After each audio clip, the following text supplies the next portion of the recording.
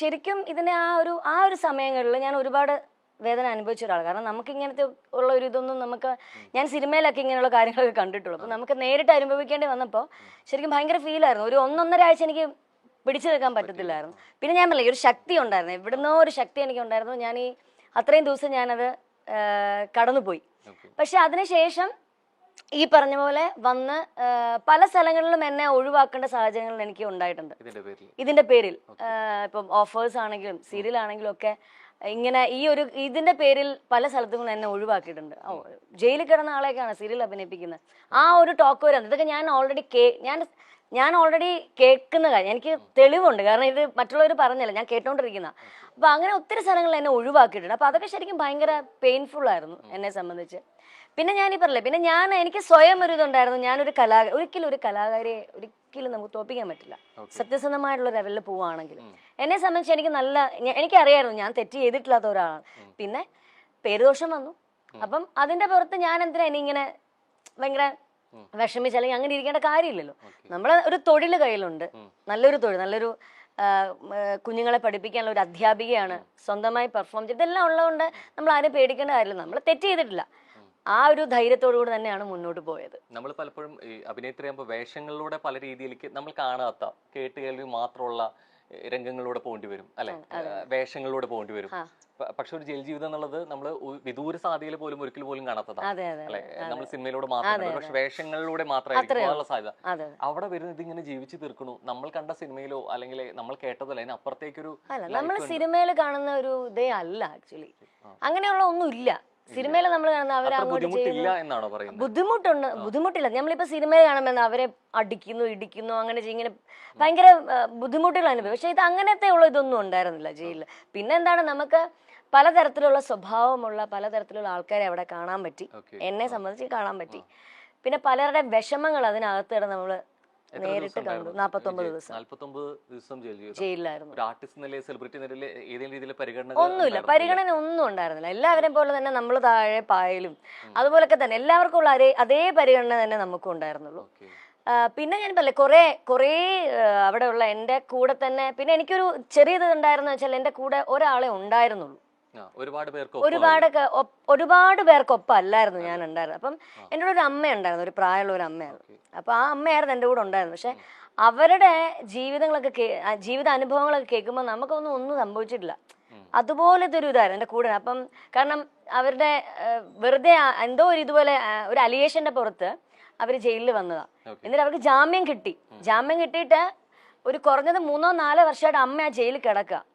അവരെ കിട്ടിയിട്ട്, കാരണം മോന് നാളെ വരും, മറ്റന്നാൾ വരും, ഇങ്ങനെ പ്രതീക്ഷിച്ചു കൊണ്ടുവരാൻ വരും എന്ന് പറഞ്ഞ് വിളിച്ചു പറയും. ഫോൺ വരും, അമ്മയ്ക്ക് ഫോൺ വരും, ഞാൻ ഇങ്ങനെ വരും, അമ്മ നാളെ വരും. അങ്ങനെ ഇവരിങ്ങനെ പ്രതീക്ഷിച്ചില്ല. 3 വർഷമായി. ഞാൻ ജയിലിൽ നിന്ന് ഞാൻ ഇറങ്ങുമ്പോഴും എന്നോട് പറഞ്ഞിട്ട്, മോളെ നാളെ വരും കേട്ടോ, എന്റെ മോൻ വിളിക്കാൻ വരും. അതൊക്കെ ഭയങ്കര നമുക്ക് സഹിക്കാൻ പറ്റില്ല. കാരണം ഇങ്ങനെ പ്രതീക്ഷിച്ചിരിക്കുക. പക്ഷെ അവർക്ക് വേണ്ട, ആ അമ്മ അവർക്ക് വേണ്ട. ഇല്ലെങ്കിൽ പിന്നെ ഇത്രയും നാളായിട്ട് എന്തുകൊണ്ടാണ് അത് അമ്മ അറിയുന്നില്ല. അങ്ങനെ ഉള്ള കുറെ പേരുണ്ട് അവിടെ.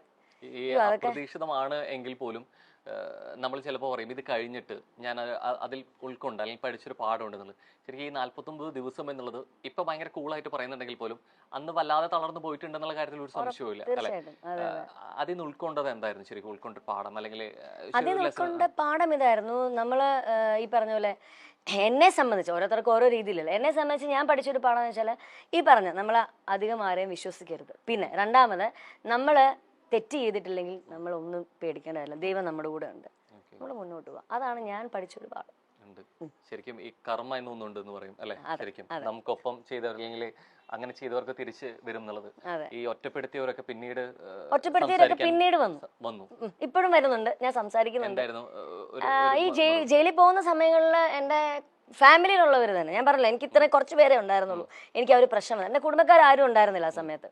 പക്ഷെ ആ സമയത്ത് ഈ അറസ്റ്റ് ചെയ്യുന്ന ആർക്കും പ്രതീക്ഷയില്ലാത്തൊരു കാര്യമാണ് ഈ ഒരു കേസിൽ. കാരണം എൻ്റെ കൂടെ എൻ്റെ പിന്നെ വീടിന്റെ ഫ്രണ്ടിൽ തന്നെ മീഡിയാസ് മൊത്തം ഉണ്ടായിരുന്നു ഈ സമയത്ത്.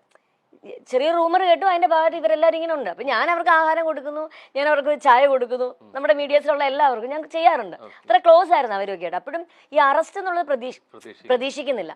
അപ്പൊ എൻ്റെ കുടുംബത്തിലുള്ള 1-2 പേര് അവിടെ നമ്മുടെ വീട്ടിലോട്ട് വരുന്ന വന്ന് കേറാൻ പോകുന്ന സമയത്താണ് ശരിക്കും ഈ പോലീസ് ജീപ്പ് വരുന്നതും എല്ലാം പെട്ടെന്നായിരുന്നല്ലോ, വരുന്നു, വിളിക്കുന്നു, പോകുന്നു, ഇങ്ങനായിരുന്നു. അപ്പം ഇവര് വന്ന് കയറിയവര് ഇത് കണ്ട് പേടിച്ചിട്ട് അവിടെ ഉള്ള, അതും പറഞ്ഞത് മീഡിയാസിനോട് തന്നെ പറഞ്ഞു, അയ്യോ ഫാമിലിയാന്ന് അവരോട് പറഞ്ഞു, ഞങ്ങളെയും കൂടെ. അപ്പോഴാണ് പറയുന്നത് ഇങ്ങനെ പോലീസൊക്കെ ഉണ്ടെന്ന് പറഞ്ഞപ്പോഴത്തേക്കും, അയ്യോ എന്നാൽ ഞങ്ങളെയും കൂടെ അറസ്റ്റ് ചെയ്യുമെന്ന് പറഞ്ഞ് ഈ വന്ന കുടുംബക്കാർ തന്നെ തിരിച്ചങ്ങ് പോയി.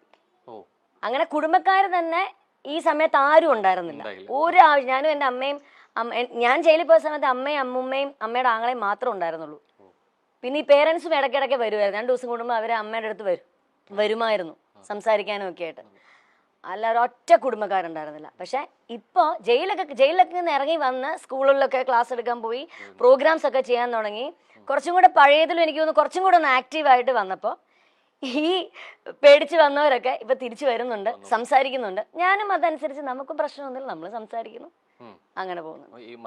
ഇപ്പൊ മനസ്സിലായി ആരൊക്കെ ഉണ്ടായിരുന്നു ഈ സമയത്ത്, ആരൊക്കെ നമ്മുടെ കൂടെ ഉണ്ടായിരുന്നു എന്നുള്ളത് നമുക്ക് മനസ്സിലായി. ഒപ്പമുള്ളവർ ആരൊക്കെ ആയിരിക്കും ഉണ്ടാവുക തിരിച്ചറിയണമെങ്കിൽ നമ്മളൊരു പ്രതിസന്ധിയിലെത്തിയെങ്കിൽ മാത്രമേ അറിയാൻ പറ്റൂ. അത് കൃത്യമായിട്ട് തിരിച്ചറിഞ്ഞു. ഈ ഭയങ്കരമായിട്ട് നമ്മൾ ചിലതൊക്കെ ഉണങ്ങിപ്പോയി കഴിഞ്ഞാലും ഈ മനസ്സിൽ കേട്ട ഈ കോറൽ ഇത് ഉണങ്ങാതെ അല്ലെ കെടുക്കുമെന്ന് പറയാറുണ്ട്.